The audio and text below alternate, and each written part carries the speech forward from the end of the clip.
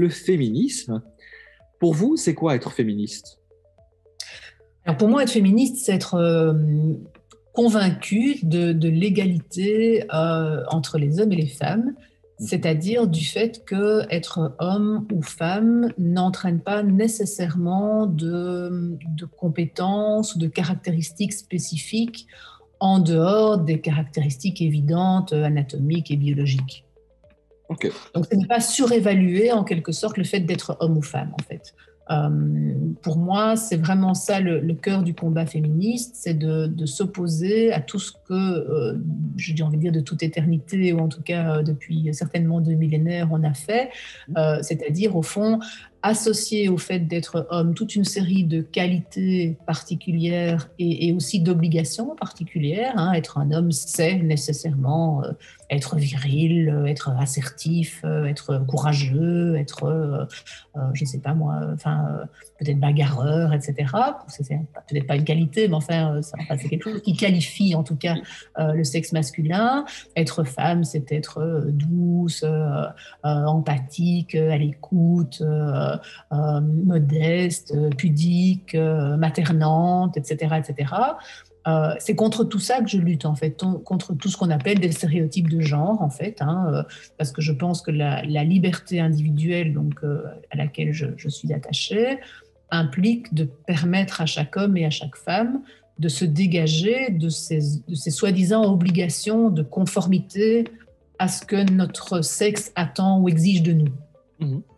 Ok. Et donc, quand on parle de féminisme, on parle de différentes vagues. Certains parlent de quatrième, de cinquième vague à l'heure actuelle. Peu importe, selon moi, la cinquième, la quatrième, mais est-ce que vous pensez qu'on va trop loin de nos jours dans les combats féministes qui sont menés? Et j'en veux pour exemple une polémique assez récente avec le jeu de cartes dans lequel on a là l'as, le roi et la dame vient après le roi. Est-ce que c'est ce genre de réflexion ou ce genre de combat est exagéré selon vous? Oui. C'est vrai que je suis parfois un peu inquiète de cette manière quasiment obsessionnelle aujourd'hui de traquer tout ce qui pourrait être des traces de sexisme un peu partout dans la culture, les productions je sais pas moi, cinématographiques, dans les jeux, dans les séries, etc. Je pense qu'il y a des choses beaucoup plus intéressantes et plus importantes à mener en termes de combat. Je pense aussi que c'est beaucoup plus intéressant de manière générale de, de comprendre d'où viennent certaines choses plutôt que de tout modifier. Je veux dire, un jeu de cartes, moi je me dis, pourquoi pas garder les jeux de cartes tels qu'ils sont, tout en saisissant l'occasion de se dire, tiens, mais au fond, d'où est-ce que ça vient que le roi vaut plus que la reine, et être conscient du fait que c'est une trace de notre histoire. Ok. C'est un petit peu comme toutes les discussions sur le déboulonnage des statues. Hein. Je veux dire, par moment, je me dis que c'est peut-être plus intéressant de garder les traces d'une histoire dont il n'y a peut-être pas toujours à être particulièrement fier, mais de faire de la pédagogie, plutôt que de tout balayer, de dire ça n'a jamais existé, on va mettre ça sous le tapis et on va refaire des choses qui seront plus conformes à l'esprit du temps. Alors, il y a aussi autre chose qui m'inquiète dans le féminisme aujourd'hui, ou dans certaines fractions du féminisme aujourd'hui, c'est ce que moi je perçois parfois comme une hostilité envers les hommes, qui finalement revient à endosser des stéréotypes sexistes.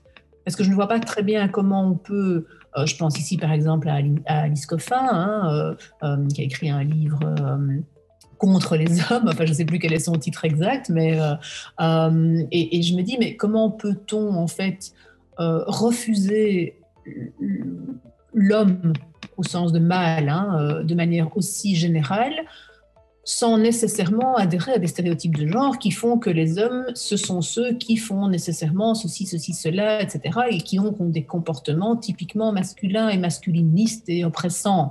Ce à quoi je n'adhère évidemment pas du tout. Pour moi, le véritable féminisme, c'est en fait, c'est de mettre un peu le sexe de côté, quoi. Moi, j'ai l'impression qu'on a été pendant 2000 ans des obsédés sexuels, si vous me permettez l'expression. Oui. Hein. C'est-à-dire qu'en fait, on a trop souvent tout lu en termes de, tiens, quel est ton sexe? Et donc, qu'est-ce que ça veut dire en termes de droits, en termes de compétences, en termes de capacités, etc. Et moi, j'ai envie de dire simplement, mais si on s'en foutait un peu, en fait. Parce qu'au fond, est-ce que c'est tellement déterminant dans ce qu'on est? Et mon combat, c'est plutôt de dire, oubliez un peu mon sexe et voyez ce que je dis. Oui. Écoutez le propos des gens qui parlent plutôt que de leur reprocher le fait que la position d'où ils parlent les rend illégitimes. Et ça, c'est quelque chose aujourd'hui, je trouve, qui envahit tout. C'est cette condamnation a priori de certains discours parce qu'ils viennent typiquement, par exemple, de l'homme blanc de plus de 50 ans. Comme si un homme blanc de plus de 50 ans ne pouvait jamais avoir une parole pertinente. En oubliant qu'en fait, parmi les hommes blancs de 50 ans, il y a quand même beaucoup d'anticolonialistes, beaucoup d'antiracistes, beaucoup de féministes. Je veux dire, notre histoire, elle est en grande partie construite sur des hommes blancs de plus de 50 ans, forcément, je veux dire, puisqu'il n'y avait pas beaucoup de possibilités pour les femmes d'accéder à un discours public. Et ces hommes blancs de plus de 50 ans ont parfois été des précurseurs en matière de plus d'égalité, de plus de liberté, de moins de racisme, de plus de féminisme. Donc, je trouve que le féminisme aujourd'hui, dans certains de ses aspects, s'éloigne pour moi des fondamentaux du féminisme. En tout cas, du féminisme dont je me réclame, qui est un féminisme universaliste. Ok. Et justement, certains aspects, il y en a certains que j'aimerais bien aborder avec vous, notamment l'écriture inclusive. Est-ce qu'on va trop loin? Est-ce que, selon vous, c'est une bonne chose? Est-ce que ça va réellement inverser ou changer ces inégalités entre les hommes et les femmes? Le fait d'écrire un point avec les points ou les slash, peu importe. Quelle est votre opinion sur cette écriture inclusive? Alors, moi, je suis très, très hostile à l'écriture inclusive, mais pour des raisons qui sont, je dirais, même davantage pédagogiques et esthétiques que politiques. C'est-à-dire que, d'abord, d'un point de vue pédagogique, je pense que c'est vraiment quelque chose, c'est un véritable supplice qu'on inflige aux enfants qui ont déjà des problèmes d'acquisition d'écriture, par exemple. C'est curieux, parce que de nouveau, sous prétexte d'inclure, de ne pas discriminer, etc., je suis persuadée qu'on va créer une nouvelle génération d'exclus et de discriminés, qui seront les enfants qui ont, par exemple, des problèmes de dyslexie. Je crois que ça va devenir absolument épouvantable. Ça, c'est la première chose. Et la deuxième chose, c'est l'aspect esthétique. C'est abominable. Je dirais, un texte écrit en écriture inclusive, c'est absolument atroce. C'est très incompréhensible, surtout. Voilà, c'est atroce, c'est incompréhensible. Alors, c'est à la limite parfois lisible quand vous lisez tout seul dans votre fauteuil. Mais si vous essayez de lire un texte en écriture inclusive à voix haute, ça devient franchement indigeste. Et même, je dirais par moments, imprononçable. Oui. Ou alors, il faut recourir à des choses encore plus extrêmes, à mes yeux, des IL, des CLE, où là, vraiment, moi, j'y perds tous mes repères. Et disons que j'ai l'impression que, de nouveau, plutôt que de développer une sorte d'indifférence au genre, en fait, on veut absolument rendre le genre, le sexe, parfois je ne sais pas très bien ce qu'il faut dire, visible, mais que du coup, on ouvre la porte à d'autres revendications qui seront tout aussi légitimes. Je veux dire, je pense par exemple à tous ceux qui ne se reconnaissent pas aujourd'hui dans le fait d'être classés en homme ou femme. Oui. Donc, une écriture inclusive qui visualise l'existence d'hommes et de femmes nécessairement ouvre la porte au fait que des gens de demain viendront vous dire c'est bien beau tout ça, mais moi je me sens exclue parce que moi je ne me sens ni homme ni femme. Et donc moi je voudrais qu'on manifeste ma présence aussi par l'écriture. Et donc on va se retrouver demain avec quelque chose qui sera peut-être du même ordre que quand on parle des LGBT. Donc, alors, quand j'étais jeune, on parlait des LGBT. Maintenant, on est au LGBTQI+, etc. Parce qu'on n'arrête pas d'ajouter des acronymes ou des abréviations pour bien marquer qu'on inclut tout le monde. Ce qui fait toujours de nouveaux exclus, évidemment. Oui. Et donc, à un moment donné, moi, j'ai l'impression qu'on va arriver au bout de cette logique, qu'elle deviendra complètement intenable et qu'on sera quasiment obligé d'en revenir au fait de dire, bon, ben, écoutez, si on disait il, se disant que le il englobe tout le monde, quoi. Bon, ben, ça, c'est ce qu'on faisait déjà depuis quelques centaines d'années et ça marchait pas trop mal, en fait. Justement, pour ce caractère inclusif, vous avez mentionné qu'on a fait cette vision dichotomique de hommes et femmes et qu'on essayait d'inclure tout le monde et que celui qui ne se reconnaissait ni comme homme ni comme femme allait être exclu. Et justement, certains pourraient vous répondre, il existe l'écriture non genrée ou non binaire avec, comme vous l'avez mentionné précédemment, Yel ou Belle ou Avocax pour éviter le T, TES, etc. Est-ce que on va arriver à une nouvelle langue au final? Et quelle est votre opinion également sur cette écriture non genrée?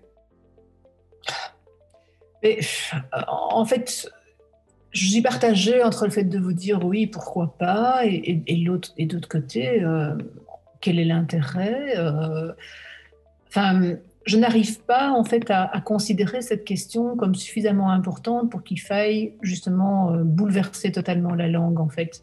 Je ne me suis jamais sentie discriminée quand un enseignant s'adressait à tous ses étudiants en disant chers étudiants. Euh, voilà, j'ai jamais eu besoin qu'ils disent chers étudiants, chères étudiantes pour me sentir inclus et donc, j'ai un peu l'impression que c'est aussi un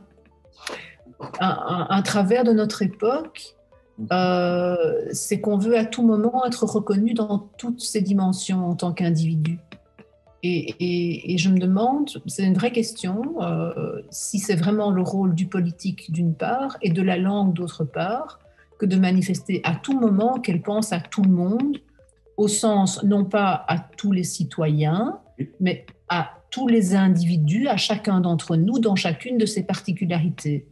Pour moi, c'est une sorte de gonflement narcissique, en fait, qui n'a pas lieu d'être. Mais je crois malheureusement que là, je m'oppose à une lame de fond qui va l'emporter dans un premier temps. Hein. Oui, et vous allez probablement, à tort, hein, me semble-t-il, être considéré comme quelqu'un de potentiellement archaïque de réactionnaire, de conservateur. Et voilà. Mais Bien sûr, oui, oui. Oui, mais sauf que je me demande s'il y a vraiment un progrès dans toutes ces choses. Vous voyez, pour moi, c'est pas parce qu'on qualifie quelque chose de progrès que ça en est vraiment un. tout à fait. Et donc voilà, enfin, je crois qu'on va très vite, enfin, j'espère que ce sera relativement rapide, se rendre compte que ce que certains ont pensé être un progrès n'est en fait pas un progrès. Même si ça en a tous les atours, toutes les apparences extérieures. Très bien. Écoutez, moi, l'interview touche à sa fin. On arrive à la conclusion et donc je vais vous laisser le mot de fin. Qu'est-ce que vous souhaiteriez dire pour conclure? Je n'avais pas prévu cette question-là, moi. Qu'est-ce que je souhaiterais dire pour conclure Un rapport à ce que vous souhaitez. Hein. Oui. Peut-être revenir un instant sur cette question de laïcité, de neutralité et de religion dont on a parlé. Une chose que je pense importante, c'est de revenir un peu à cette référence qu'on fait souvent à la Déclaration universelle des droits de l'homme qui garantit la liberté de culte. Et en fait, j'ai l'impression que cette liberté de culte ne doit pas être confondue avec la liberté du culte. Alors, en fait, la différence entre les deux? Oui, parce que c'est pas quelque chose qu'on entend souvent, et donc c'est d'autant plus important pour moi d'en parler. Je pense que le libéralisme, justement au sens politique du terme,